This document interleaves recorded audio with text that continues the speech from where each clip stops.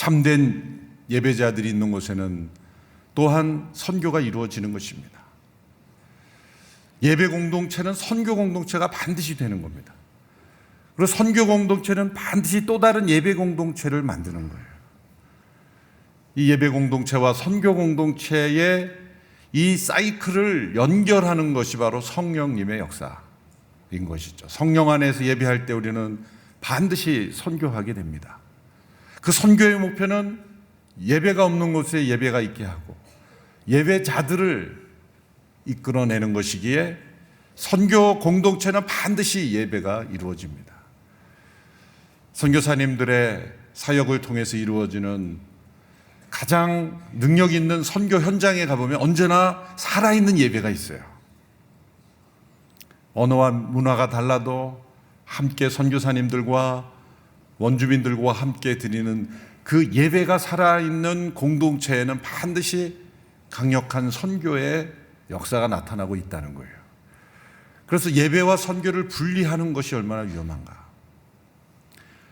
선교 공동체는 예배 공동체를 만들어내고 예배 공동체는 또 다른 선교 공동체로 향하게 되고 그 중간에 다리 역할을 하면서 그것을 이끌어내는 엔진의 역할을 하는 것, 그것이 성령 하나님의 역사이고 성령 공동체가 바로 한편으로는 예배 공동체, 한편으로는 선교 공동체가 되는 거죠. 그래서 오늘 이 교회는 예배 공동체요, 성령 공동체요, 선교 공동체인 거예요. 그래서 예배와 성령과 선교가 서로 연결이 되는 것이죠. 그래서 늘 온누리 교회를 기도할 때 온누리 교회가 참된 예배 공동체가 되게 하옵소서, 성령 공동체가 되게 하옵소서, 선교 공동체가 되게 하옵소서. 이 세 가지는 함께 이루어지는 공동체의 모습인 것이죠. 하나님의 영광과 하나님의 위대하심과 또 하나님의 존귀하심을 높이는 일에 집중하지 않는 교회는 온 열방에 하나님의 영광을 선포하려는 열정이 없을 수밖에 없죠. 내가 하나님의 위대하심에 사로잡히지 않는데 누구에게 하나님을 믿으라 그러겠습니까? 내가 하나님의 위대하심에 사로잡히지 않은 사람이 다른 민족에게 하나님의 위대하심을 선포할 수 있겠습니까? 이것은 함께 연결되어 있는 것입니다. 예배란 흔히 우리가 이렇게 표현하죠. 예배는 보는 게 아니라 드리는 거야. 맞는 말입니다. 그때 의미는 내가 구경하는 게 아니라 내가 참된 예배자가 되어야 한다라는 의미에서 그 말은 맞습니다. 그런데 다른 의미에서 예배는 보는 것이며 동시에 드리는 것입니다. 어떤 의미의 보는 것일까? 어떤 의미의 드리는 것일까? 뉴욕에서 목회하신 팀 켈러 목사님 예배를 이렇게 정의했는데 정확한 정의라서 제가 인용합니다. 예배란 하나님께서 얼마나 존귀한 분이신지를 보는 것이며 또한 그분이 마땅히 받으셔야 하는 존귀함을 드리는 것이다. 예배는 하나님의 존귀하심을 우리가 목도하는 겁니다. 예배하는 무리들 가운데 임하신 성령님의 역사로 인해서 하나님의 위대하심, 하나님의 존귀하심, 하나님의 영광이 우리 가운데 임할 때 우리가 볼 수 있습니다. 또한 그 하나님이 마땅히 받으셔야 하는 그 존귀함을 하나님께 드리는 것. 그래서 예배에서 드려지는 모든 말과 행동과 심지어 예배의 방식, 모든 것에 이르기까지 하나님께 드려지는 것이며 또한 하나님께 대한 증거가 되는 것이죠. 리처드 라이셔라는 분이 이런 멋진 말을 했습니다. 예배 드릴 때 교회 가는 독백은 궁극적으로 세상을 향한 증거가 된다. 예배 드릴 때 사실 세상이 볼 때는 우리끼리 하는 독백처럼 보인다 그 말이죠. 그런데 예배 가운데 드려질 때 교회의 그 독백처럼 보이는 모든 고백들이 궁극적으로는 세상에 대해서 증거가 된다는 거예요. 왜냐하면 그 예배 가운데 하나님의 임재가 나타나기 때문에 그 예배에 참여하는 자마다 하나님의 존귀하심을 볼 수 있기 때문에 그 보여지는 하나님의 영광이 궁극적으로 세상에 대해서는 하나님의 증거가 된다는 말이죠. 하나님이 어떠한 분이신지가 바로 성령으로 충만한 우리 성도들의 모습을 통해서 드러나는 거예요. 가장 하나님이 우리를 통해 영광 받으시는 예배의 모습, 하나님의 임재가 나타나는 그런 예배의 모습의 특징은 무엇입니까? 그것은 예배 드리는 백성들이 하나님을 기뻐하고 즐거워하고 그 하나님의 영광을 바라보며 그 안에 충만한 기쁨과 즐거움을 누리는 거예요.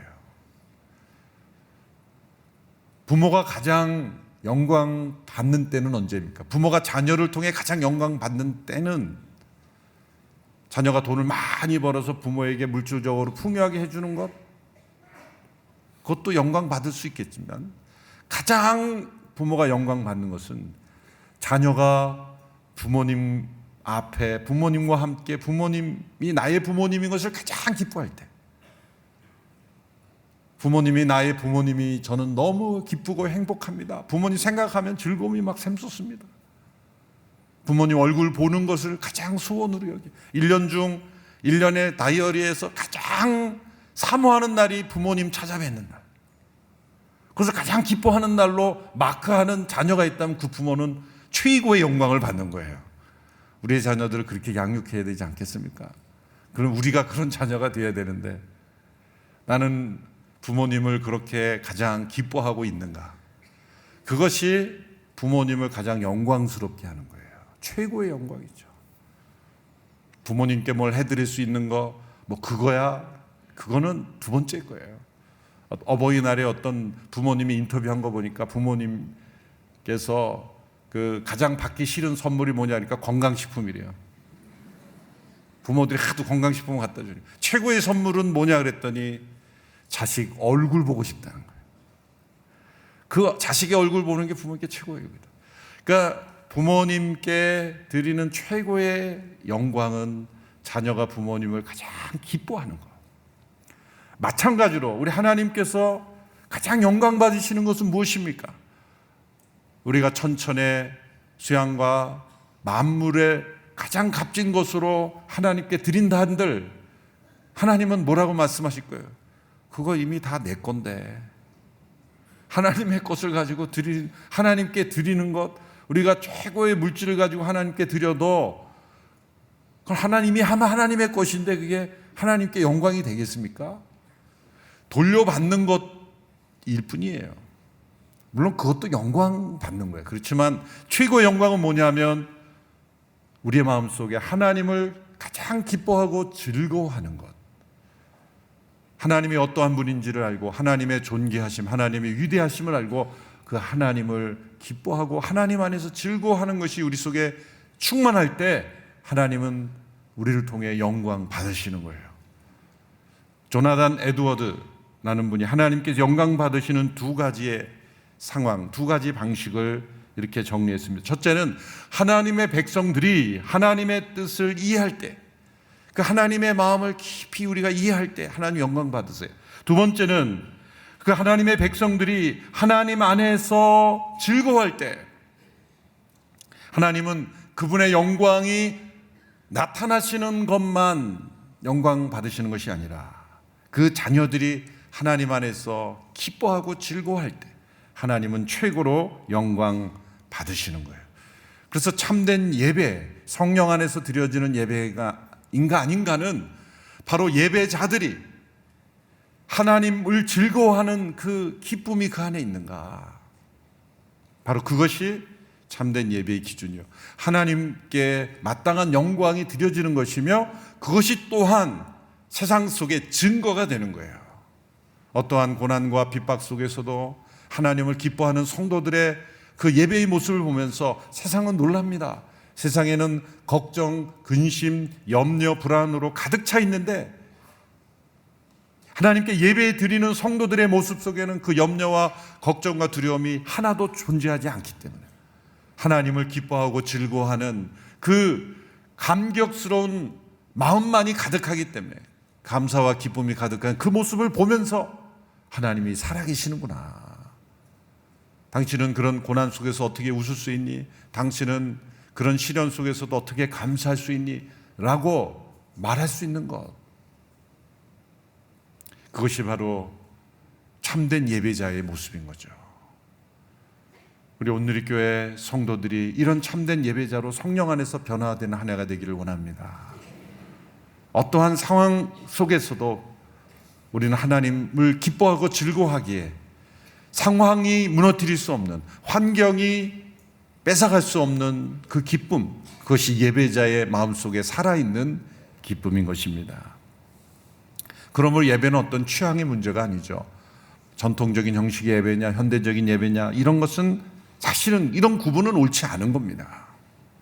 하나님이 어떤 분인지를 깨닫고 하나님 안에서 기뻐하고 즐거워하고 있느냐, 그것이 중요한 질문이에요. 그것이 어떤 형식이든 어떤 나라의 문화 속에 들여지건, 이 가장 중요한 핵심적인 두 가지가 있다면 그것은 하나님이 받으시는 예배요, 참된 예배인 것입니다. 예수님께서 사마리아 수가라는 동네에서 한 우물가에서 여인을 만나셨습니다. 이 여인이 예수님을 만났을 때 그 예수님에게서, 예수님의 임재 앞에서 이 여인은 자신의 죄를 숨기기 위해서 일종의 신학적인 논쟁을 벌이는 것이죠. 결국 예수님은 이 여인의 죄와 그 과거의 삶을 다 드러내심으로 여인을 변화시켰지만 그 자신 안에 있는 죄와 상처를 가리우기 위해서 때로 우리는 현란한 다른 이슈들을 끄집어냅니다. 이 여인은 예배의 문제를 끄집어냈죠. 우리 사마리아 조상들은 그리심산에서 하나님을 예배하고 있습니다. 그것이 우리의 전통적인 예배 장소입니다. 그런데 당신들 유대인들은 예루살렘에서 예배 드리는데 어디서 예배 드리는 것이 옳습니까? 사마리아인들은 그리심산이 더 정통성이 있다, 또 유대인들은 예루살렘이다, 예배 장소의 문제를 가지고 있었던 그 당시의 핵심 논쟁을 이끌어낸 거죠. 예수님은 대답하십니다. 그리심산이나 예루살렘에서 하나님을 예배하는 것이 중요하지 않는 때가 이를 것이다. 그것은 핵심이 아니다. 이제 새로운 때가 온다. 그것은 영과 진리로 예배 드릴 때가 오는 것이다. 하나님은 이렇게 예배하는 자를 찾으시느니라. 여인이 예배의 장소를 가지고 질문한 것에 대한 예수님의 답변은 무엇입니까? 하나님은 어느 곳에 계심으로 그리심산이나 예루살렘이나 다 예배 드릴 수 있다, 그런 대답이 아니었어요. 예수님은 여인이 장소의 문제를 가지고 예배를 논하고 있는데 그것은 예배의 피상적인 문제이고 관습의 문제이기 때문에 본질이 아니다. 어느 장소에서 이루어지건 어떤 방법, 어떤 재물이건 간에 모든 것은 예배의 피상적인 문제이지 본질이 아니다. 하나님이 찾으시는 예배의 본질은 바로 영과 진리로 드려지는 예배인 것이다. 그리심산에서도 예루살렘에서도 어느 곳에서도 참된 예배는 영과 진리로 드려지는 예배다. 과거의 개혁 번역 단계에서도 이 단어를 고심을 많이 한 것 같아요. 근데 신령과 진정으로 예배하는 자를 찾으니라 라고 번역했던 개혁 시대 번역이 있죠. 그것이 오해를 가져온 것은 신령과 진정이라는 마음으로, 우리가 신령하고 진정한 마음으로 이렇게 드리는 예배다, 그렇게만 해석을 할 위험성이 많았죠. 그래서 영과 진리로 이렇게 번역을 더 정확하게 해간 것입니다. 그것은 여기서 영이라는 것은 인간의 마음과 영혼을 의미하는 것이 아니라 성령님을 의미하는 거기 때문에, 이 푸뉴마라는 것이 때로는 인간의 영혼을 의미할 때 사용되기도 하지만 이 상황 속에서는 성령님을 의미할 때, 하나님의 영을 의미할 때 쓰여진 단어가 더 정확하다고 해석하기 때문에 이제 하나님의 영이다. 그리고 진정이라는 말은 진실된 마음으로, 또 정직한 마음으로, 그런 마음으로 드린 인간의 마음의 상태가 아니라 진리라는 것, 진리, 알레테이아, 헬라어로 알레테이아는 진리를 의미하는 거예요. 근데 진실한 우리의 마음으로, 이 차원이 아니라 예배를 예배되게 하는 것은 진리다. 영과 진리로, 성령과 진리다, 그런 의미로 하는 게 가장 정확해요. 성령과 진리로 드려지는 예배, 이것이 무엇일까? 특히 영어 번역에 보면 in spirit, in truth 이렇게 in이라는 전치사를 두 단어 앞에 다 썼어요. 이것이 많은 오해를 불러일으키고, 이것이 두 개의 별개의 존재인 것처럼 영과 진리로 할 때 전치 헬라어에서 하나를 쓰였어요. 그것은 하나라는 겁니다. 지금 이 성령으로 드려지는 예배란 곧 진리가 충만한 예배. 왜? 성령님은 진리의 영이시기 때문에. 그래서 우리가 기뻐하고 즐거워하며 때로 감정적으로 하나님 앞에 흥분해서 드릴지라도 그 모든 흥분 안에도 진리가 충만하는 거예요.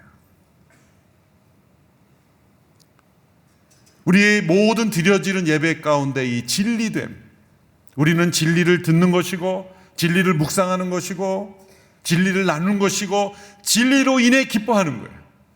하나님의 말씀이 진리이기 때문에 우리 마음속에 기쁨을 주는 거고, 그 말씀은 모든 세상의 진리가 되고 우주적인 진리가 되고 우리의 모든 삶의 기준이 되는, 캐논이 되는 하나님의 말씀이기에, 또 우리 안에 깨달은 진리, 하나님의 진리, 예수 그리스도께서 내가 곧 길이요 진리요 생명이라 하셨으니, 예수님을 통해 우리에게 주어진 하나님의 진리로 인해 하나님의 뜻을 알고 우리는 기뻐하는, 이것이 예배의 가장 중요한 요소라는 거예요. 그냥 몸만 왔다 갔다 해서 예배에 열심히 출석하는 것, 그게 아니에요. 나는 무엇을 지금 생각하고 내가 왜 여기에 앉아 있는가, 내가 무엇을 인하여 기뻐하고 있는가, 살아계신 하나님은 어떤 분인가, 그분이 어떠하심을 알고 그분의 진리에 대해서 내가 반응하고 그것으로 인해서 기뻐하고 순종했을 때의 그 기쁨을 함께 하나님께 올려드리고, 이 모든 것이 진리이어야 한다는 거예요. 그래서 참된 예배자로 우리가 하나님 앞에 나올 때 우리가 진리라고 믿었던 거짓들이 떨어져 나가고, 사단에게 속해 있을 때 우리가 속았던 것들이 다 우리에게 벗겨지고, 옛사람에 속해 있던 모든 거짓들이 다 떠나갈 때 놀랍게도 우리 안에는 진리로 인한 기쁨이 충만하게 되는 거예요. 그래서 성령의 충만은 곧 진리의 충만이다. 영과 진리로, 이것은 하나됨입니다. 가장 성령 충만한 사람을 살펴보면, 진짜 성령 충만하면 진리의 지식이 충만해요. 진리를 아는 지식이 충만해요. 그런 사람들이 불안해하고 염려하고 이렇게 혼동하고 확신이 없는 것은 무엇이 진리인지 확신하지 못해서 그래요. 우리 마음속에 예수께서 진리이심을 성령님께서 비추어 주실 때 우리는 요동치지 않는 겁니다. 왜? 가장 확실한 진리가 무엇인지 알기 때문에. 영과 진리로 하나님께 예배 드려야 된다는 것이죠. 빌립보서 3장 3절에서도 하나님의 영으로 섬기고라고 하셨을 때, 이 섬기다라는 단어는 예배 드린다라는 단어로도 사용될 수 있습니다. 하나님의 영으로 예배 드리라는 거죠. 빌립보 교회에서도 이런 논쟁들이 있었습니다. 할례 예식을 행해야 된다, 구약적인 그러한 절차, 형식, 그런 문화를 여전히 존중히 여기는 소위 할례당이라고 불려지는 이 구약의 율법에 여전히 매여 있는 이들, 그들을 통해서 드려지는 예배는 그 예배 가운데 어떤 형식이 있어야 된다, 뭐가 있어야 된다, 이런 절차가 있어야 된다, 그런 절차와 형식을 매우 중요하게 여기는 소위 할례파들이 있었기에 사도 바울이 권면을 준 거죠. 참 할례 받은 이들은 하나님의 영으로 예배드리고 하나님의 영으로 섬기는 자들이다. 가장 중요한 것은 우리의 예배와 섬김 속에 하나님의 성령의 임재와 역사가 있는가가 중요한 것이다. 그리고 진리 안에서 진리를 깨달은 영혼이 하나님의 진리를 인해 기뻐하고 하나님께 모든 것을 드리는 것이다. 어떤 섬김을 할 때 예를 들어서 이런 것은 참된 섬김이 아니죠. 내가 많은 것을 베풀어야 더 많은 것이 온다, 내가 많은 사람에게 구제를 열심히 해야 내가 많은 것을 받을 수 있다라는 것을 믿고 한다면 그것은 뭐예요? 참된 구제가 아니죠. 받기 위해 주는 투자니까 진리가 아닌 거예요. 하나님의 영으로 섬기는 게 아닙니다. 하나님의 영으로 섬긴다면 내가 받은 은혜에 감사해서 내가 가진 모든 것이 하나님의 것이기에 하나님이 기뻐하신 일에 내가 하나님의 뜻에 통로가 된다라고 믿고 섬긴다는 것은 진리 안에서 예배드리는 거예요. 예배 드리고 나면 마음이 한결 가벼워져. 사실 그런 상태도 처음 예배를 드릴 때 찬송을 듣고 그러면 내 마음이 좀 위로가 돼. 물론 그러한 그 처음에 예배의 그 영과 진리로 예배 드리는 것을 모를 때 초기 단계에서는 그럴 수 있어요. 그런데 예배를 10년, 20년 참여했는데도 여전히 동일한 말을 반복한다면, 그래서 틀림없이 예배 시간에 계속 푹 주무셔서 한결 가벼워진 걸 겁니다. 그토록 많은 예배를 드렸는데 그냥 마음이 좀 가벼워져. 그 단계에 머무른다면 그건 진리로 예배 드리는 것이 아니죠. 무엇 때문에 예배 드리고 무엇으로 인해 내가 기뻐하고 무엇으로 마음이 평안이 오는지를 내가 분명히 알지 못한다면 영과 진리로 예배 드리는 것이 아니라는 거죠. 심각하게 고민을 해봐야 되는 것이죠. 현재 유럽의 교회들이 다 소멸되고 있죠. 소멸이라고 해도 과언이 아닙니다. 일주일에 한 평균 10개씩 문을 닫습니다. 영국의 교단들이 재정적인 위기에 봉착하니까 이제는 건물을 팔기 시작했어요. 여러분, 재정적 여유가 되면 영국이나 유럽에 예배당 하나씩 좀 사세요. 개인 룸으로도 살 수 있대요. 어차피 이건 문화재이기 때문에. 그래서 거기에서 선교사들이 가서, 영어를 할 수 있는 2세들이 가서 복음 전하고 다시 유럽도 살려야 돼요. 제 미국에서 목회할 때 스코틀랜드 어느 목사님이 전통 복장, 치마로 된 그 복장과 모습을 하고 와서 그렇게 설교하는 거예요. 사도행전 16장에서 사도 바울이 아시아에서 갈 때 마게도니아로 건너와서 우리를 도우라는 환상이 있었잖아요. 스코틀랜드가 한국 교회를 위해서 선교사를 보내고 후원했는데 이제는 여러분들이 우리에게 선교사를 보내고 도와줘야 될 때입니다. 1500년 된 교회가 막 팔려나가고 수백 년 된 교회 예배당들이 다 술집으로 가는 걸 볼 때 이분이 너무 안타까운 거예요. 그런 징조가 20세기 중반부터 이미 나타났어요. 그때는 영국 교회가 아무 문제가 없다고 여길 때요.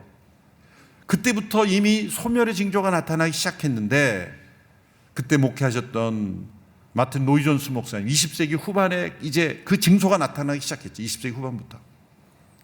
로이 존스 목사님이 그 당시에 설교한 내용 중에 이런 내용이 나옵니다. 그래서 우리에게도 주는 교훈이 있는 것 같아서 제가 그 설교문을 그대로 한번 읽어보겠습니다. 좀 길지만 제가 요약하는 것보다 그 느낌을 느끼시라는 거죠. 20세기 후반에 마틴 로이 존스 목사님이 설교 중에서 당시 영국 교회의 위기를 이렇게 진단하셨습니다. 지난 50년의 역사를 되돌아보면서, 그러니까 20세기 중반부터 후반까지 50년입니다. 교회에 유입된 경향들을 살펴보면 아주 흥미롭습니다. 제가 여기에 관심을 갖는 것은 교회의 현 상태 때문입니다. 영국의 그리스도인이 너무 적다는 사실을 다들 개탄하리라 확신합니다. 영국 교회에는 아무 문제가 없고 거의 모든 영국 국민이 그리스도인이 아니냐라고 말하는 이들도 있습니다만 대부분은 그렇게 주장하지 않으리라 생각합니다. 그리스도인과 교회가 중시되지 않고 국가의 영적인 삶이 쇠락하는 현실을 우리는 목도하고 있습니다. 여기서 바로 떠오르는 질문은 왜? 라는 것입니다. 왜 이렇게 됐을까? 제가 볼 때 이 현상은 그동안 더 정교한 예배 형식과 기도서와 전례로 회귀하려는 경향이 강화되었다는 사실과 무관치 않습니다. 건물, 특히 화려한 건물을 높이 세우려는 경향이 나타나고 있으며 기계적인 형식의 예배와 삶으로 회귀하려는 경향이 나타나고 있습니다. 당시의 영국 국교회는 모든 기도를 기도서만 가지고 해라, 그렇게 지시가 내려간 거예요. 각자 마음으로 성령의 감동을 따라 스스로 기도하지 말고 기도서라는 걸 발간해서 모든 성도들은 기도서만 가지고 기도해라. 바르게 교육한다고 했지만 그게 성령의 역사를 가로막았다는 거예요. 형식적인 예배 형식, 화려한 건물 그 자체를 가지고 사람들이 즐거워하기 시작했다는 거예요. 제가 볼 때 국교회뿐 아니라 비국교회도 이런 경향이 두드러지고 있는 형편입니다. 이런 경향은 일정한 예배관에서 비롯된 것이므로 함께 살펴볼 필요가 있습니다. 예배관이 중요하다는 거죠. 여기서부터 잘 들어보세요. 사람들은 훨씬 더 자유롭게 예배하고 기도하며 하나님을 찬양했던 조상들을, 그러니까 예전의 영국 교회의 조상들은 훨씬 더 자유롭게 예배하고 기도하며 하나님을 찬양했다는 거죠. 그것을 비웃고 예배의 형식과 위엄을 크게 강조하며 각인시키고 있습니다. 예배의 형식과 위험을 크게 강조하고 있다는 거예요. 과거의 예배를 멸시하며 마치 그런 예배는 위험이 없는 것처럼 착각하고 있습니다. 오늘날 그들이 말하는 예배는 하나의 형식으로 회귀하고 있으며 사람들은 그것을 참된 예배로 믿고 있습니다. 큰 교회 예배에 참석할 때마다 사람들이 단지 특정 형태의 건물에 감명받는 게 아닌가 싶어 늘 딱한 생각이 듭니다. 어떤 건물에 감동을 받고 그 건물 안에 있는 그 아이가 그 건물 안에 있는 것을 감상하면서 마치 그것이 예배드린다고 착각한다는 거죠. 사람들이 정말 예배하는지 아닌지를 검증하려면 그들의 행동을 지켜보면 됩니다. 예배는 특정 형태의 건물에서 받는 감명과는 아무런 상관이 없습니다. 예배당 건물이나 그런 것에서 나오는 어떤 신비감, 그것이 예배의 요소가 아니라는 거죠. 그렇다고 그것이 참된 예배입니까?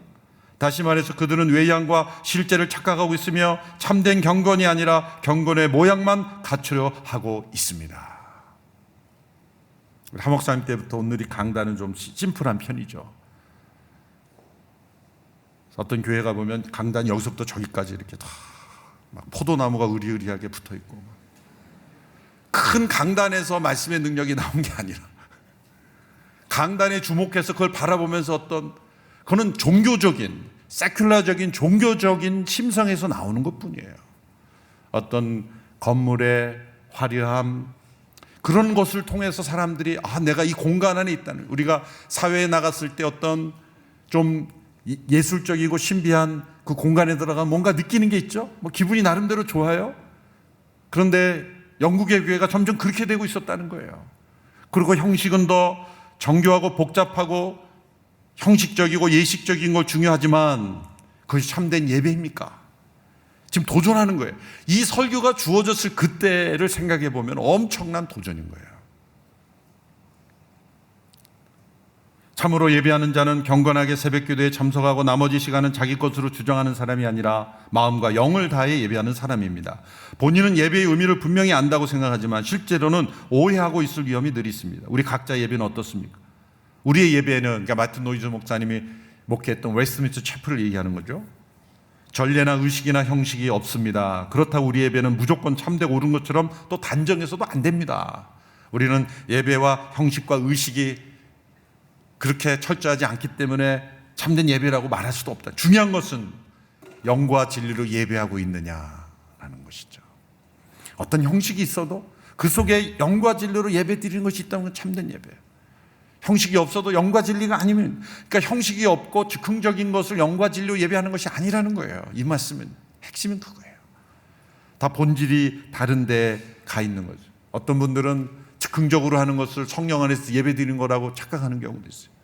예배는 어떤 형식과 질서가 분명히 있습니다. 그런데 그 형식을 복잡하게 의식적으로 만들어가면서 그것이 마치 참된 예배인 것처럼 말하는 것은 잘못된 얘기예요. 때로 거룩하고 엄숙한 예배를 거북한 예배로 만들 수도 있는 거죠. 성령 안에서 드려진 예배는 하나님이 우리를 구원하신 그 구원의 기쁨과 감격이 우리 가운데 있기 때문에 기쁨으로 드려집니다. 의무감이 아니라 하나님을 바라볼 때 우리 가운데 임하신 하나님의 영광, 위대하심, 존귀하심으로 인하여 절로 무릎을 꿇게 되는 것입니다. 또한 성령 안에서 예배 드릴 때 우리가 우리 안에 있는 양자의 영이신 성령님으로 인해서 하나님을 아바 아버지라 부를 수 있는 친밀함이 있는 거예요. 동시에 하나님의 높고 위대하시기 때문에 두려움과 경외심이 있는 거예요. 이 두 가지가 함께 있는 거예요. 두려움과 존귀함, 또한 친밀함, 이 두 가지가 함께 있어 하나님 앞에 나아가는 예배, 이것이 성령 안에서 드려지는 예배예요. 이런 예배는 설렘과 기쁨이 가득합니다. 사랑이 흘러넘칩니다. 뜨거운 열정이 있습니다. 하나님의 위대하심에 사로잡혀 있고 하나님과의 친밀함이 있는 예배자들이 드리는 예배가 냉랭할 수 없습니다. 거기에는 그 어린 자녀가 아빠에게 찾아올 때 그 일정한 거리감을 두고 형식을 두고 아버지 매일마다 똑같은 그런 형식으로 만나는 자녀 없습니다. 그냥 때로는 외칩니다. 아빠 그러고 달려들기도 하고, 때로는 아빠한테 야단 맞으면 아빠한테 그냥 이렇게 고개 숙이기도 하고, 너무나 자연스럽지만 그 안에는 친밀한 관계가 있는 거예요. 성령 안에서 드려지는 예배가 우리 가운데 충만하게 되기를 원합니다. 또한 진리 안에서 드려지는 예배죠. 그 성령의 역사로 인해서 우리는 진리를 아는 지식이 충만한 겁니다. 진리를 담고 있는 겁니다. 진리에 속한 행위들입니다. 예수님께서 주시는 생명은 누구에게나 적용되는 우주적인 진리입니다. 우린 예배로 모일 때마다 진리를 아는 지식이 더 깊어지는 거예요. 이거 형식적인 예배인가? 아니면 영과 진리로 예배 드리는가의 차이점은 뭐냐면, 예배를 거듭 드릴수록 진리를 아는 지식이 더 풍성해지는 거예요. 그 예배가 우리의 인격을 형성하고 세계관을 형성하고 우리의 습관을 형성하고 우리의 인격을 형성하게 되는 거예요. 진리의 인격으로 점점 변화되어 가는 거예요. 그래서 수십 년 예배를 드렸는데 자기 고집과 관습과 세상적인 가치관으로 가득 찼다는 것은 뭐예요? 형식적인 예배만 드린 거죠. 영과 진리로 예배 드리면 반드시 우리 내면이 변화되어서 우리의 인격이 새롭게 형성되게 되어 있습니다. 그것이 영과 진리로 예배 드리는 자의 열매예요. 행동을 봐야 되는 거예요. 참된 예배의 본질에 이 요한복음 말씀이 하나를 더 추구한다면, 결국 이렇게 함께 모여 우리가 예배, 참된 예배로 영과 진리로 예배할 때 결국 우리의 삶에서 나타나는 예배자의 모습이 반드시 있게 되어 있는 것입니다. 이제는 모여드리는 예배가 아니라 흩어져 있는 삶 자체가 예배가 되는 것, 그것을 로마서 12장 1절 2절에서 말씀하고 있죠. 개정 번역으로 우리가 함께 읽어보겠습니다. 시작. 그러므로 형제들아, 내가 하나님의 모든 자비하심으로 너희를 권하노니 너희 몸을 하나님이 기뻐하시는 거룩한 산제사로 드리라. 이는 너희의 드릴 영적 예배니라. 너희는 이 세대를 본받지 말고 오직 마음을 새롭게 함으로 변화를 받아 하나님의 선하시고 기뻐하시고 온전하신 뜻이 무엇인지 분별하도록 하라. 영적 예배가 무엇인지를 설명합니다. 이 말씀엔 두 가지 역설이 나옵니다. 첫째로 산제사라는 단어를 주목해 보십시오. Living sacrifice. 역설적인 단어이죠. 모든 제사는 죽은 제물로 드려지는 거예요. 구약의 모든 제사는 다 제물이 죽어져야 희생이 기초로 제사가 드려지는데, Living sacrifice, 살아있는 제사다. 이 단어는 사실 틀린 단어입니다. 그래서 역설적인 단어죠. 제물로 드려지긴 했는데 죽지 않고 살아있는 제물로 드려지는 제사가 있다. 구약에는 이런 제사가 없어요. 모든 구약의 제사는 다 죽은 제사입니다. 그런데 살아있는 제사가 가능하게 된 것은 예수님의 십자가의 단 한 번의 제물 되심으로 이제 우리 모두도 다 함께 그 안에서 죽은 자가 되었으므로 그리스도의 부활의 생명으로 다시 살아나게 되어서 이제 살아있는 몸으로 행하는 모든 살아있는 삶 자체가 제사가 된다. 산 제사가 그리스도 안에서 가능하게 되었다. 성령 안에서 우리가 호흡하고 살아가는 모든 것이 하나님께 드리는 세크리파이스가 된다. 두 번째 역설이라는 단어는 몸을 하나님이 기뻐하시는 산제사로 드리는데 이것이 너희들의 영적 예배니라. 자, 몸을 드리는데 이것이 영의 예배다라는 거예요. 헬라식의 구분은 몸과 영은 분리되어서 도저히 하나 될 수 없는 것이라고 생각했죠. 당시 헬라 철학은 플라톤 철학의 지배를 받았기 때문에 몸은 악한 것이고 영은 선한 것이다.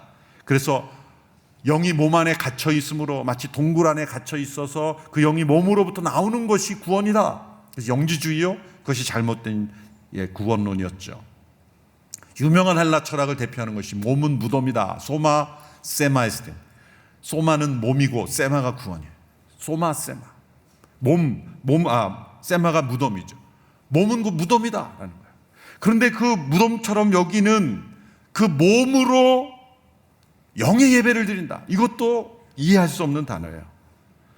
부활하신 그리스도께서 우리에게 주신 성령으로 진리로 우리의 몸으로 드리는 모든 예배는 바로 하나님께서 받으시는 영의 예배라는 거예요. 여러분, 몸을 드렸다고 말하기가 쉽습니까? 마음을 드렸다고 말하기가 쉽습니까? 되게 마음은 원하지만 몸이 연약해서 못 드렸다 이렇게 생각하죠. 그러나 분명히 뭐라고 말씀해요? 너희 몸을 하나님이 기뻐하시는 산제사로 드리라. 우리의 몸으로 행하는 모든 행동들이 다 하나님께 드려지는 예배가 돼야 된다는 거죠.